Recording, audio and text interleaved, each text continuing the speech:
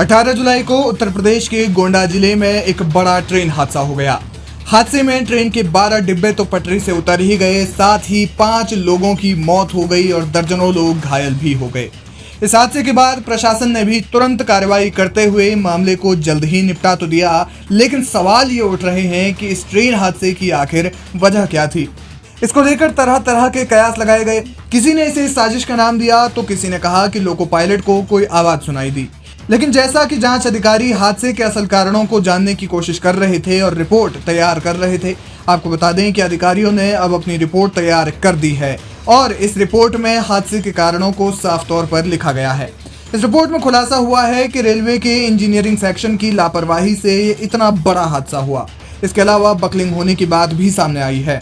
गर्मियों में जब लोहे की पटरियों में फैलाव होता है तो उसे बकलिंग कहते हैं, यानी रेलवे ट्रैक में अत्यधिक गर्मी से फैलाव हुआ और 70 किलोमीटर प्रति घंटे से चल रही ट्रेन नियंत्रण से बाहर हुई और पीछे की बोगियां खिलौनों की तरह पटरी से बाहर निकल गई। सूत्रों के मुताबिक रिपोर्ट कहती है कि दुर्घटना से पहले झिलाही के कीमैन का काम जिस रेलवे कर्मी के जिम्मे था, उसने जेई को फोन पर ट्रैक में गड़बड़ी की बात बताई थी। बावजूद इसके अधिकारियों ने सावधानी बरतने के लिए कोई भी संदेश या कोई भी कॉशन बोर्ड नहीं लगाया था। इन सब घटनाओं से अनजान लोको पायलट सरपट गाड़ी दौड़ाता गया और फिर पिकौरा गांव के पास ये इतना बड़ा हादसा हो गया।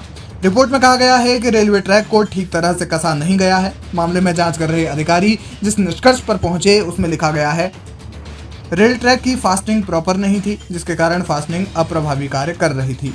सीनियर सेक्शन इंजीनियरिंग यूएसएफडी और लखनऊ रेलवे जंक्शन ने 1:30 बजे मोतीगंज झिलाही के मध्य 638/16-14 पर इमीडिएट रिमूवल डिफेक्ट डिटेक्ट किया था। गाड़ी संख्या 15904 डाउन समय दोपहर 2:28 पर पास होने के बाद स्टे मास्टर मोतीगंज को 2:30 बजे उपरोक्त किलोमीटर पर 30 किलोमीटर प्रति घंटे रखने का ज्ञापन प्राप्त करवाया। आईएमआर का पता चलने के बाद गाड़ी को सावधानी आदेश मिलने से पूर्व तक साइट का प्रोटेक्शन करना चाहिए था, जो कि नहीं किया गया, जिसके कारण गाड़ी का अवपतन हुआ और इसका जिम्मेदार इंजीनियरिंग विभाग है और इसके नीचे जांच अधिकारियों के हस्ताक्षर।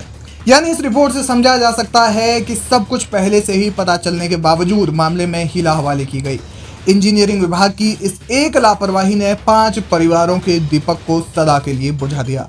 इस दुर्घटना के बाद गोंडा, डिब्रूगढ़ और गुवाहाटी के 41 रेलवे कर्मी और अधिकारी लखनऊ में डिविजनल रेलवे अधिकारी के ऑफिस में तलब किए गए हैं। उनके बयान दर्ज किए जाएंगे, जिसके बाद लापरवाही बरतने वाले अफसरों पर कार्रवाई की जा सकेगी। मामले में रेलवे प्रशासन क्या कार्रवाई करेगा, ये देखना अहम होगा।